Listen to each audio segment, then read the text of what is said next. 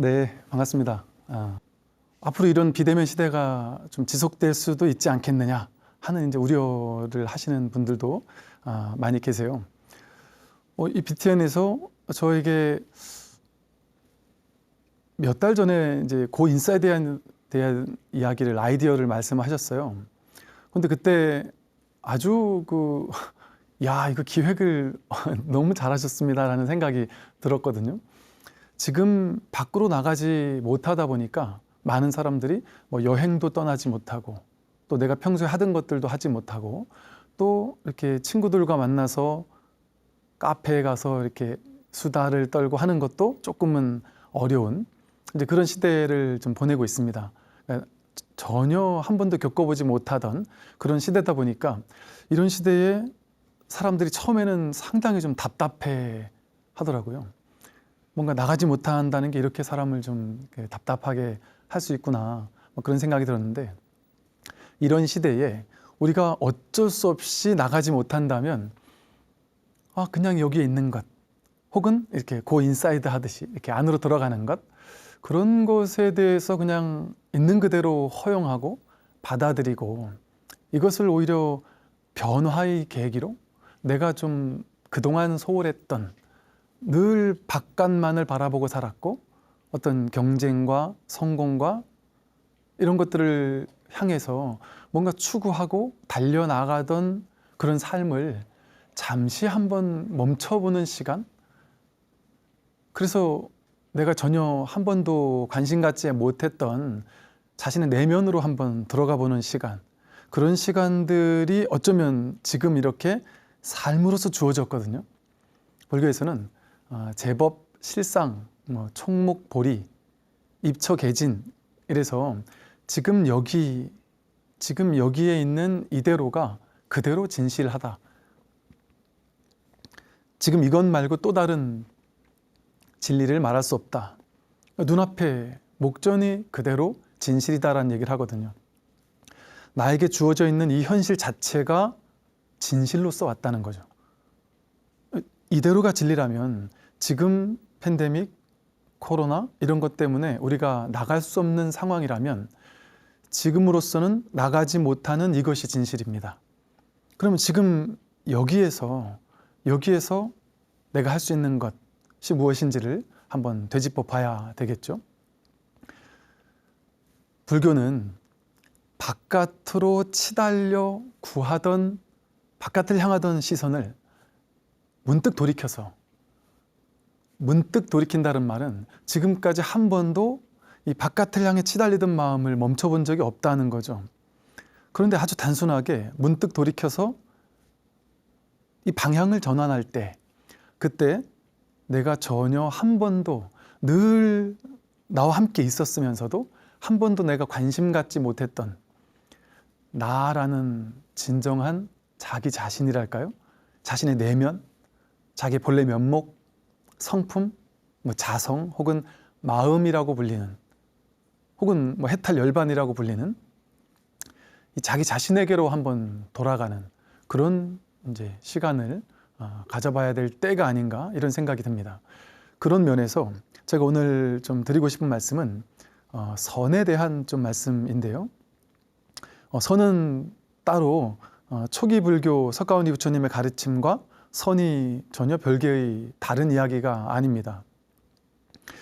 저 또한 오랫동안 불교를 공부를 하면서 불교 교리 공부도 했고요, 또 불교 대학에서도 불교를 공부했고요. 온갖 다양한 기도, 수행 방법, 명상 방법, 참선, 좌선, 윗바사나, 가나선, 온갖 다양한 수행들을 오랜 세월 이렇게 나름으로 열심히 해왔습니다. 그러다가 이것에서 뭔가 제가 확연하게 이렇게 저를 만족시킬 만한 그런 답을 얻지 못했을 때는, 또 지금 인류 역사 속에 있었던 다양한 사상, 철학, 종교, 또 다양한 어떤 성자들, 현자들의 말씀들, 이런 것들을 글을 통해서든 또 다양한 방법으로 또 접해보기도 했었고요. 그러면서 이 정말 진실이 무엇일까? 깨달음이라는 것이 무엇일까? 또 내가 정말 누구인가, 부처님께서 말씀하신 이 깨달음이라는 것이 도대체 무엇인가에 대한 궁금증, 그런 것들이 늘 있어 왔습니다. 그러나 제가 알고 있는 것들은 기존에 우리가 행하던 많은 수행 방법들이었고요. 근데 그런 것들을 아무리 열심히 해도 제가 어떤 원하는 그 공부가 잘 익어가지 못했습니다. 제가 좀 노력이 부진한 탁도 있었을 것 같고요. 그러다 어느 날 문득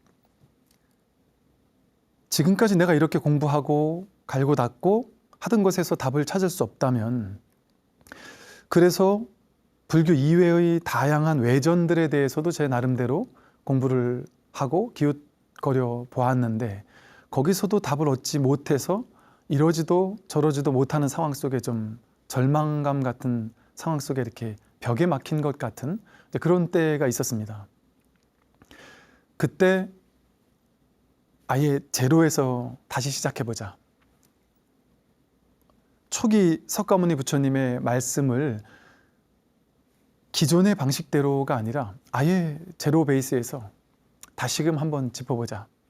그리고 막연하게 우리가 선불교 하면 어렵다, 너무 어렵다라는 이런 그 생각이 많았는데, 그런 기존의 편견들을 다 내려놓고 다시 하나에서부터 보자라는 그런 생각이 있어서 다시금 바라보기 시작을 하던 기회가 있었습니다. 저는 너무나도 놀랐던 점이 뭐냐면, 제가 기존에 공부해왔던 그 선불교가 다시금 새롭게 들어오기 시작하는 거예요. 물론 석가모니 부처님의 가르침도 다시금 이렇게 바라봐지기 시작하더군요. 초기 선불교의 가르침은요, 어찌 보면 지금 이 비대면 시대에 너무나도 적절한 가르침입니다. 여러분 혹시 그동안 우리는 수행을 통해서만, 기도를 통해서만 깨달을 수 있다, 이 괴로움의 문제를 해결할 수 있다라고 너무나도 당연하게 생각해 왔습니다. 그런데 만약에 제가 혹은 누군가가 법문을 듣고 깨어날 수 있다라거나, 우리가 생각하는 방식의 그런 유의 조작의 수행을 통해서도 물론 깨어날 수가 있지만, 유의 조작의 수행이 아닌, 쉽게 말해 하되 함이 없이 행하는, 이것이 어찌 보면 중도 수행인데요. 중도 수행이라는 말 하면 우리는 머리에 확 와닿지 않듯이, 중도라는 것은 특정한 방법이 아닙니다. 방법 아닌 방법이고 길 없는 길이거든요. 아무것도 할 게 없는데 그렇다고 아무것도 안 하는 길은 아닙니다. 법문을 듣다가 내가 괴로움의 문제가 문득 해결이 되는 순간이 찾아올 수 있을까요? 그런 가능성이 혹시 있을까요? 일상생활에서도 어떤 이야기를 듣다가 뭔가 꽉 막혀있던 문제가 문득 어느 한마디에 탁 해결되는 경우도 있습니다. 어떤 분은 한 일주일, 2주일 너무 괴로워서 힘들었었는데 하다못해 고속도로 휴게소에 가서 앞에 이렇게 화장실 앞에 이렇게 써여져 있는 글귀가 하나 있었대요. 근데 그 글귀 하나를 탁 보고 지난 2주 동안의 문제가 그냥 싹 해결돼 버렸다라는 얘기를 한 사람도 있었어요. 이렇게 세속에서도 뭔가 내 안에 문제가 있고 그 문제를 해결하려는 열정을 마음속에 품고 있다면 어느 날 문득 그 문제가 해결이 되는 것들을 우리는 경험합니다.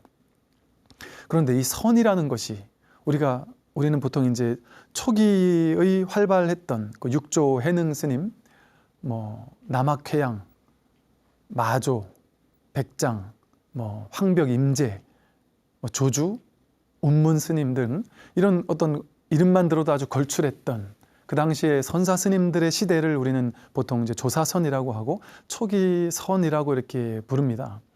그런데 놀라운 점이 있어요. 그 초기 선은 우리가 좀 생각하기 좀 어렵습니다. 무슨 말이냐면, 보통 우리는 가나선 하면 좌선하고 앉아서 화두를 들어야 수행이라고 생각을 했고요.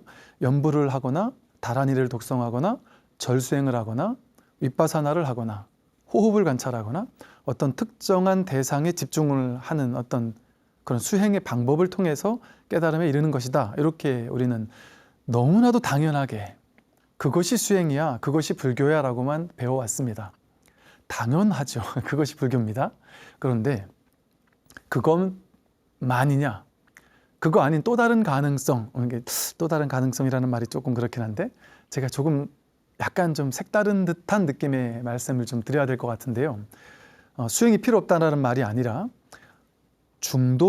중도라는 수행의 안목, 불이중도라는 그것이 바로 진짜 수행이라는 것을 우리는 알아야 하는 것이죠.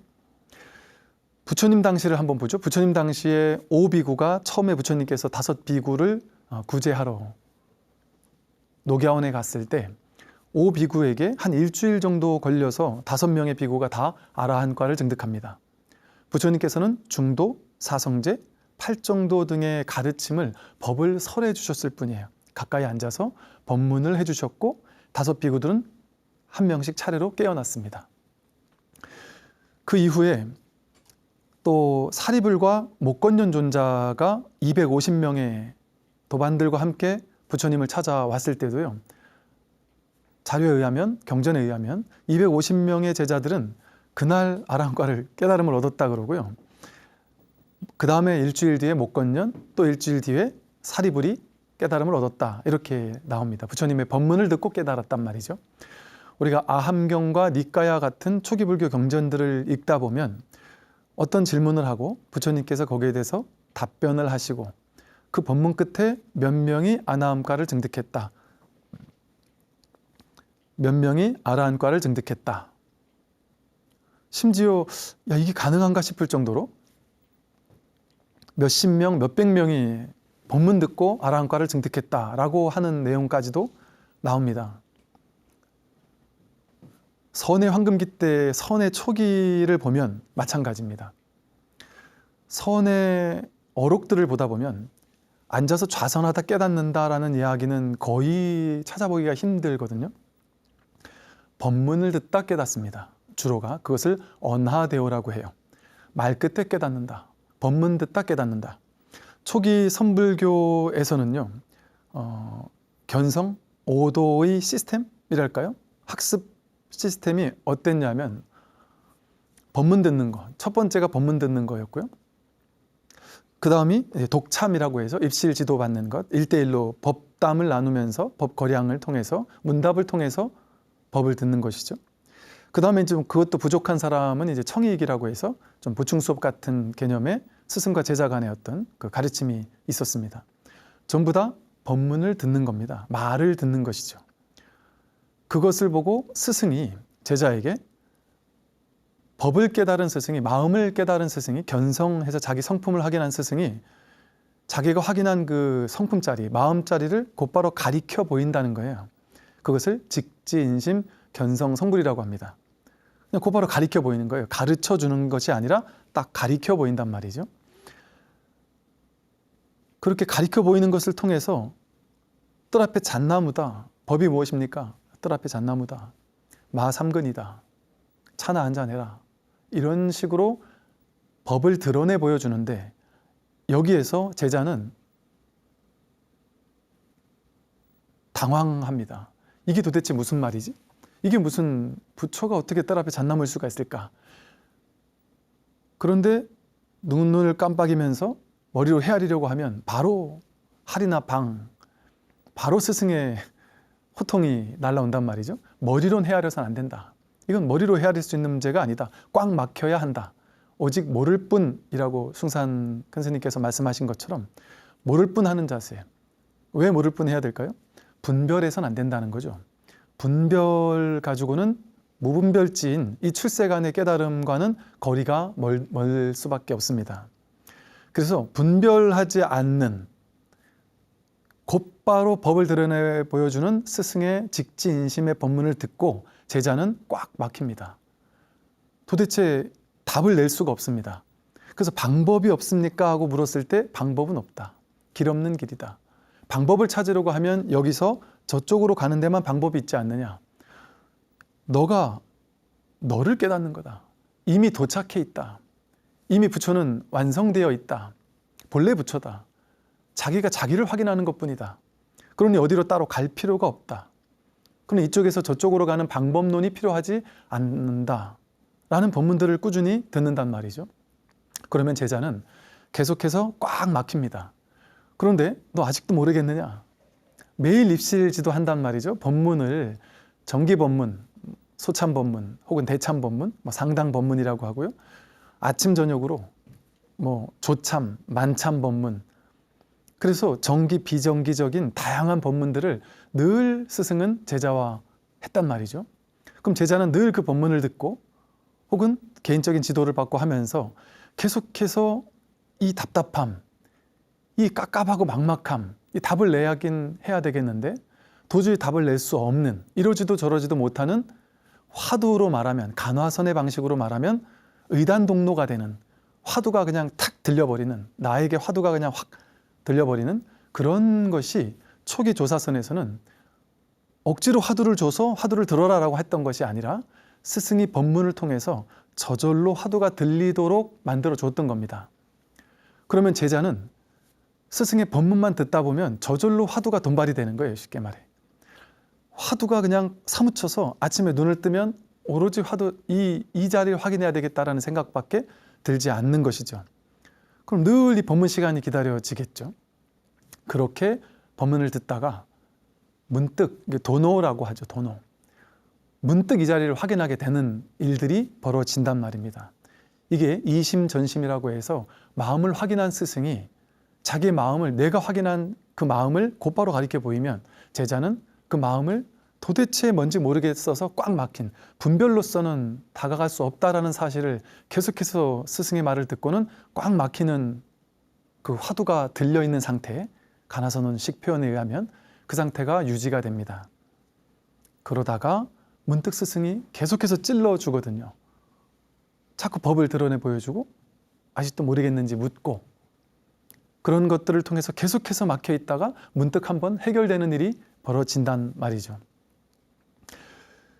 이처럼 법문을 듣고 깨달았습니다. 이 간화선의 방식으로 설명을 드리면요, 화두를 주고 화두가 딱 돈발되길 기다린 것이 아니라 저절로 화두가 들리도록, 그러나 이걸 화두라는 말이 없었죠. 그때는 저절로 뭔가 이 수행 아닌 수행, 중도 수행을 저절로 실천할 수밖에 없는 상황으로 스승이 몰아갔단 말이에요. 법문을 통해서. 그러니까 저절로 들리는 화두죠. 그럼 이 제자는 기도, 연불 아무것도 안 합니다. 초기 선불교 시대에는 심지어 모토, 백장어로 같은 것에 보면요, 모토 같은 것이 초기 선불교에서는 불전을 만들지 않았습니다. 대웅전 같은 부처님을 모시는 법당을 만들지 않았고요. 법당, 쉽게 말해 설법당만 있었습니다. 설법전. 설법당엔 부처님을 모시지 않고 주지 스님인, 항상 주지는 법을 깨달은 사람을 주지로 임명을 했고요. 그 주지 스님이 그곳에서 법을 설했습니다. 좌선은 초기에는 잘 없었고요. 오히려 초기 선 어록을 보면 앉아서 좌선하는 사람들을 질책하는, 부처를 흉내내는 것이냐, 앉아있는다고 부처가 되느냐, 그런 이야기들은 너무나도 초기 선에는 많이 있죠. 이처럼 딱히 정해진 수행법이 없었습니다. 그럼에도 스승의 법문을 듣고 제자들은 문득문득 깨어나기 시작했고, 마조 스님의 입실 제자 139명이 있었다고 할 정도로 견성하고 보임을 이어가는 그런 제자들이 다수였고, 또 선오록 같은 것을 보면 제자가 스승을 찾아가다가 스승 있는 마을에 노파 할머니 분들한테 한방 먹는 이런 부분들도 많이 나오거든요. 방거사만 해도 방거사와 보살님, 딸까지 다 깨달았다는 이야기들이 있죠. 출가 제가자 할 것 없이 법문에 관심을 기울이고 법문을 들었던 사람들은 누구나 어찌 보면 아주 쉽게 깨달았기도 했습니다. 이걸 이제 언하대오라고 그래요. 이처럼 선은 법문 듣다 깨어나는 겁니다. 그런데 우리가 지금 수행은 법문 듣다가 깨닫는 게 무슨 수행이야 라고 낯설게 느껴지실 텐데, 그게 왜 그러냐 하면 이 초기 조사선이라는 불교가요, 선불교가 나중에 이제 한 1200년 넘어가면 이제 대해 스님으로부터 간화선이라는 어떤 새로운 수행법이 나오게 되는데요. 사실 이것은 전혀 새로운 게 아닙니다. 조사선을 그대로 이렇게 구조화시킨 수행법, 수행법화시킨 것, 그것이 간화선이에요. 그래서 간화선이고 조사선과 정신이 다르지 않습니다. 전혀 다른 것이 아니죠. 다만 조사선은 법문만 듣다 보면 화두를 들 필요 없이 저절로 화두가 들리게 스승이 그 역할을 다 해줬던 겁니다. 그런데 간화선이 어떻게 만들어졌느냐? 그 당시는요, 그 유학자들이나 요즘 말로 하면 장관이나 도지사급 될 만한 이런 분들도 상당히 불교 공부에 관심이 많았고 깨달음에 관심이 많았습니다. 그런데 그런 분들이 이 도인 스님들을 찾아가서 법문을 들어야 깨달을 수 있는데 중국의 땅이 워낙 넓으니까 자주 가서 법문을 들을 수 없잖아요.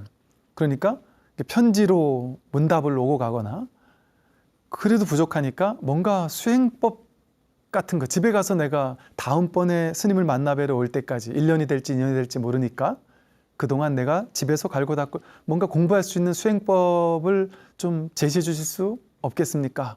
하는 요구에 따라서 대스님이 간화선을 창시를 하셨지만 이렇게 수행법은요, 중도이기 때문에 하되 함이 없이 하는 거예요. 이 수행법은 아무리 좋은 수행법에도 거기에 머물러 있으면 안 됩니다. 부처님의 가르침이나 수행법은 전부 다 달을 가리키는 손가락이고 강을 건너는 뗏목과 같아서 결국에는 그 손가락을 보지 않아야 달을 볼 수 있고요. 뗏목을 버려야 저 언덕에 다다를 수 있습니다. 모든 수행법은 그것 자체에 머물러 있으면 안 되는 거죠. 그래서 불교를 무주법이라고 합니다. 어디도 머물러 있어서는 안 된다. 그래서 살인도 활임거민이 파주와 방행이니 하는 말을 써서 세웠다 무너뜨릴 줄 아는 것이 참된 법문이라고 합니다. 법문은 세우기만 해서는 안 된다는 거죠. 세운 그 법문은 반드시 스스로 무너뜨려야만 합니다. 깨뜨려야 한다. 왜? 안 그러면 그 수행법이나 그 공부에 집착하기 때문에 아무리 옳은 것도 거기에 집착하게 되면 그건 옳은 게 아니게 된단 말이죠. 이처럼 이럼에도 불구하고 어쩔 수 없이 많은 사람들에게 법을 펴기 위해서 이 법을 선을 가르쳐 주기 위해서 간화선을 구조화시켰다 보니까 여기는 어떤 치명적인 단점이 있을 수 있어요. 뭐냐면 이것을 내가 머리로 자꾸 헤아리고 이럴 수 있는 단점이 있단 말이죠. 그래서 그것을 보완하기 위해서 10가지 주의점을 대스님도 말씀하고 계시거든요. 그러니까 이 주의점이 10가지나 있을 정도로 이제 간화선은 아주 훌륭한 수행법이지만 아주 좀 조심해서 해야 되는 수행법이죠. 그래서 스승의 지도를 받으면서 간화선을 실천해야 됩니다. 이처럼 간화선과 조사선은 아주 훌륭한, 우리를 깨닫게 하는 훌륭한 수행 방법이에요. 그런데 지금의 시대에 이 조사선이 너무나도 걸맞습니다. 왜냐하면 그 당시는 조사선을 하고 싶어도 옆에 가서 법문을 들을 수 없었다 보니까 어쩔 수 없이 간화선이라는 수행법으로 발전을 한 것처럼, 그런데 가장 좋은 것은 법문을 항상 듣는 겁니다. 또 문답을 하는 겁니다. 지금의 시대는 스승이 아무리 멀리 있어도 이렇게 불교 TV를 통해서 또 유튜브 같은 것들을 통해서 인터넷이나 스마트폰을 통해서 충분히 법문을 들을 수 있습니다. 직지인심 견성성불하는 선의 법문을 누구나 언제나 들을 수 있고요. 24시간 아무 때나 마음만 내면 들을 수가 있는 시대이고요. 또 줌 같은 것들을 통해서 언제든 궁금한 것들을 물어보고 또 인터넷 홈페이지 같은 것을 통해서 댓글로 또 물어보고 다양한 방법으로 또 소통을 할 수도 있단 말이죠. 부처님께서 지금의 시대에 계셨다면 이렇게 TV나 유튜브나 인터넷을 통해 법문을 설하셨을 겁니다. 그러면 그 당시는 어쩔 수 없이 부처님께 직접 법문을 듣는 사람이 깨달았겠지만, 물론 가능하다면 대면이 훨씬 좋죠. 선에서도 당연히. 그러나 그러지 못하는 상황이라면 이렇게 언론이나 TV나 유튜브나 이런 것들을 통해서 직지인심의 법문을 들을 수가 있고, 실제로 지금의 시대는 이 선을, 초기 선을 우리나라 스님들뿐 아니라 서양에서도 곳곳에서 이 선에 대한 어떤 법을 펴는 스승들이 점점 많아지고 있는 시대입니다. 그리고 실질적으로 그 법문을 듣고 한 번 대면하지도 않았는데 법문을 듣고 유튜브에서 불교 TV 법문을 듣다가 문득 자기 본성을 확인하는 사람들도 분명히 있는 그런 시대이기도 합니다. 지금의 이 시대는 어찌 보면 이 불교의 마음 공부를 하는 데 있어서는 아주 놀라운 시대라고 생각이 돼요. 그래서 이것이 조금 더 변화 발전한다면 놀라운 속도로 빠르게 전 세계인들의 마음을 어루만져 주지 않을까 하는 저는 그런 생각을 한번 해봅니다. 너무나 쉽습니다. 심지어 저희 유튜브 들으시는 분들 중에는 뭐 기독교, 천주교, 타종교 분들도 어쩌다 한 분 계시는 게 아니라 의외로 많으시고요. 심지어 타종교 성직자분들도 계시고 종교가 없이 나는 종교는 믿지 않아라고 하시던 분들도 많이 들으시는데 놀라운 점은 몇 번 듣다가 갑자기 나도 모르게 내가 왜 이러는지도 모르게 몰입이 되어서 몇 달을 어떻게 내가 한 가지 이야기를 이렇게 오래 들을 수 있지? 싶을 정도로 깜짝 놀란답니다. 그냥 눈만 뜨면 이 법이 궁금하고 잠시도 쉬지 않고 이 법문을 듣고 싶은 마음이 저절로 일어나서 한 3개월, 5개월, 6개월 그냥 이 법에만 관심을 가지는 거죠. 답답함, 이 화두가 확 들려있는 상태인 거죠. 이게 저절로 이루어진다는 거죠. 따로 자선하지 않아도, 수행하지 않아도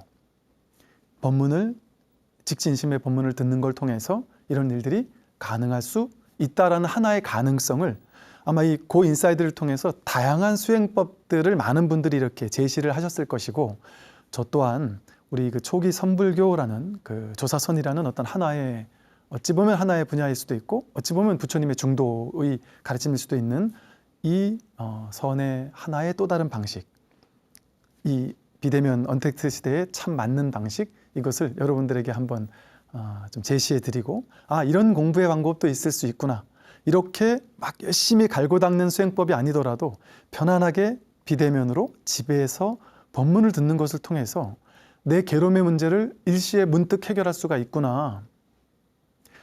이것은 작은 공부가 아니거든요. 생사 문제를 해탈하는 공부거든요. 죽음이 더 이상 두려워지지 않는 공부, 내가 누구인지를 분명하게 확인하는 공부, 일체 모든 괴로움을 송두리째 끝내버리는 공부가 바로 부처님 마음 공부입니다. 그래서 이 선의 어떤 가능성을 오늘 한번 여러분들에게 이렇게 소개해드리는 그런 시간을 가지는 것으로서 오늘 이 고인사이드, 오늘 이 시간을 제 강의는 마감하고자 합니다. 네, 들어주시느라고 고생 많으셨습니다. 감사합니다.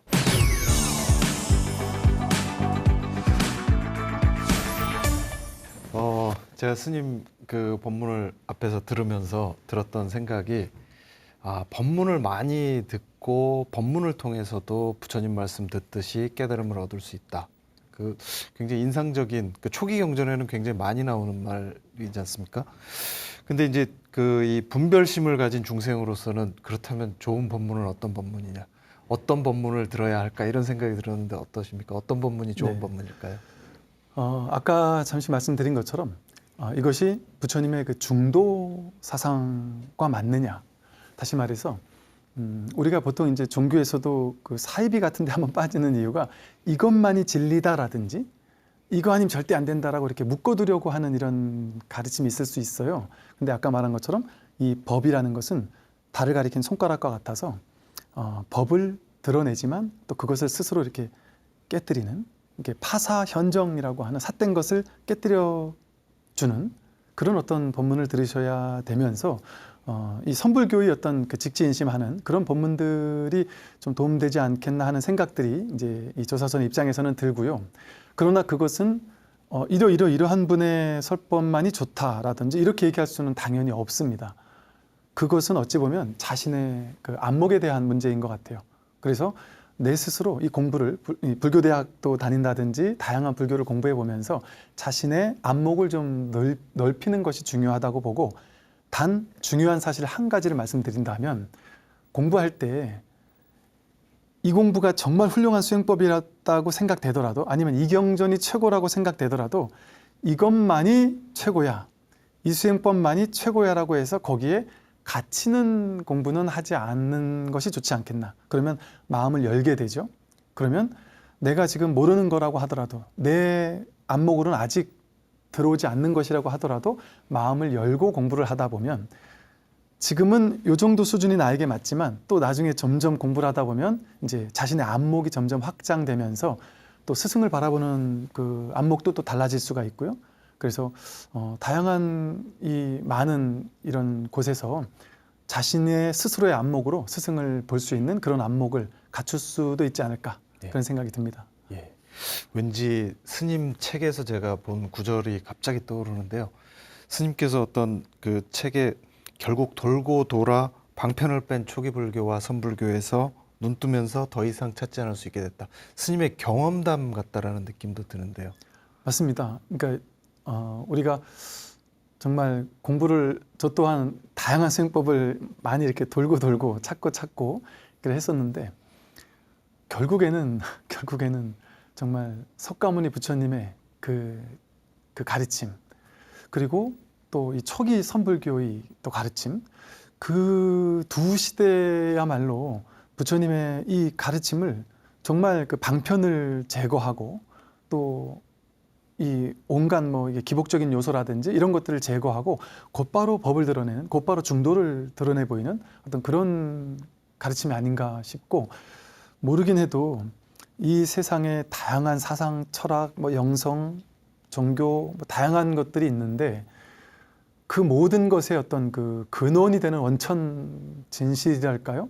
그리고 이 깨달음과 깨달음 이후까지 어쩌다 한 번씩 깨달음의 세계를 이렇게 터치하는 전통은 여기저기 좀 있을 수가 있는데 아주 고구정령이 깨달음과 깨달음 이후의 보임 수행에 이르기까지 온전하게 법을 설하고 텍스트로 아주 온전한 텍스트로 이렇게 남아있는 그런 경전과 어록을 보유하는 것은 이 불교 초기 불교, 선불교, 선어록, 경전 이거 이외에 저는 딱히 보지 못해서 정말 이것이야말로 우리 인류 정신 문명에서 아주 놀라운 그런 공부라고 생각을 합니다. 네. 저는 이 돌고 돌아라는 말에 이렇게 상당히 인상적이었거든요.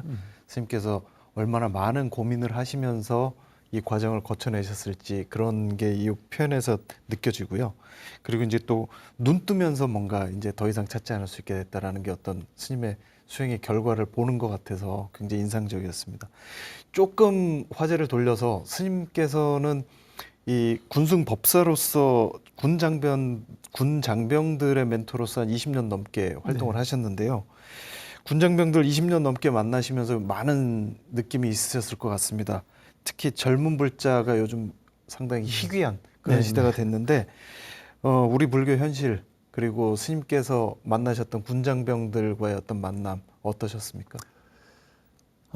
제 젊은 날에 만났던 이제 군 장병들과 또 이 젊은 친구들과 법회를 하고 이럴 수 있는 그 시간들은 저한테 뭐 정말 선물과도 같은 그런 시간들이었고요.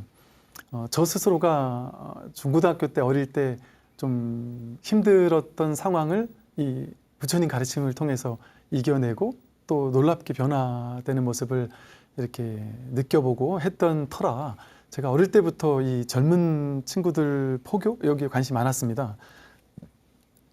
제가 처음 출가했을 때도 여기 BTN 주변인데요. 서울 서초동에 제가 출가했던 도량에서 은사 스님의 말씀을 듣고 이제 청년회를 조직하려고 정말 시간과 돈과 에너지와 열정을 막 다 투여해서 정말 열심히 1년 넘게 그 청년회를 만들었거든요.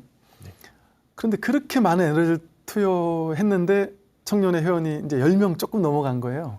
근데 이제 절에서는 그것도 이렇게 젊은 사람들이 10명 넘는 것도 대단하다라고 했지만 이렇게 젊은 청년들을 포교하기가 쉽지 않구나 이런 마음을 가졌었는데 군에 갔더니 정말 제가 아주 작은 관심 또 작은 어떤 사랑 또 그 친구들이 또 힘들고 또 군에서 또 나름대로의 고민들이 있지 않습니까? 그런 것들을 들어주고 또 이야기해주고 또 전방 막 오지에는 외지인들 낯선 사람들이 들어오는 것도 쉽지 않은 일인데 저희가 다니면서 이렇게 그들을 만날 수 있다라는 게 너무 좋은 경험이었고요. 또 이렇게 군에 있는 스님들은 그 법회만 하는 것이 아니라 그 주중에는 일요일 날은 법회라고 주중에는 모든 부대를 돌아다닙니다. 그래서 많은 부대를 돌아다니면서 그때는 이제 인성 교육이라든지 뭐 사생관 교육이라든지 이런 교육들을 하는데 그럴 때 불자만을 만나는 게 아니라 전장병을 다 만납니다. 그리고 그 부대에서 가장 힘들고 가장 좀 절망적으로 힘들어하는 친구들을 또 강의를 끝나고 나면 또 상담을 해주고 그러면서 정말 다양한 모든 그 종교 넘어서서 많은 사람을 이렇게 마주할 수 있고 그러니까 1년 그렇게 고생해서 10명도 만들기 어렵지만 제가 맘만 내면 매일 300명, 500명 이렇게 장병들과 만나서 이야기 나누고 이 공부의 이야기를 하고 그렇다고 종교 이야기는 안 하더라도 삶에 대한 이야기들을 이렇게 함께 나눌 수 있다는 게 너무나도 그 참 행복한 일이었고 그러면서 또 이렇게 상담하고 이러면서 만났던 친구들을 통해서 제가 그들을 도와줬다기보다는 그 친구들 때문에 제가 너무 많은 것들을 배우고 그럴 수 있는 아주 좋은 너무나도 이게 값진 그런 시간이었습니다. 네. 스님을 그 찾는 불자들도 이제 점점 많아지고 기대를 거는 사람들도 많아지고 있습니다. 앞으로 10년 스님 어떤 계획 갖고 계신가요? 앞으로 10년씩이나요. 10년까지는 모르겠고요. 저는 이제 그 실제로 그렇게 계획이 없어요. 네. 그 계획이라면 그냥 이게 법문은 계속하지 않겠나. 제가 이제 힘이 되는 데까지는 할 수 있는 데까지는 이제 공부 말 그대로 상구불의 하와 중생이라는 이 원으로 제 공부와 또 이 할 수 있는 만큼의 어떤 공부를 함께 나누는 그런 이야기들을 하리라는 어떤 그 큰 원이 있고 나머지 작은 것들은 아마 그때그때 인연 따라 저절로 이제 주어지는 것에 좀 맡기게 될 것 같고 그러나 이제 좀 제 성격상 막 번거롭게 막 이렇게 다니고 막 이런 것들을 그렇게 막 좋아하진 않다 보니까 이렇게 주어진 인연 소중하게 가꾸면서 제가 주어진 자리에서 제가 할 수 있는 최선을 다하고 있지 않을까 하는 생각이 듭니다. 예, 저희는 계속 스님 좋은 법석에 모실 수 있도록 노력을 하겠습니다. 그리고 또 저희가 불교TV가 마련한 오늘도 행복했으면 좋겠습니다. 강연을 통해서 계속 법상 스님의 법문 만나실 수 있으니까요. 저희 불교TV도 계속 사랑해 주셨으면 감사하겠습니다. 스님 오늘 강연 감사합니다. 네, 고맙습니다. 감사합니다. 네. 네, 감사합니다.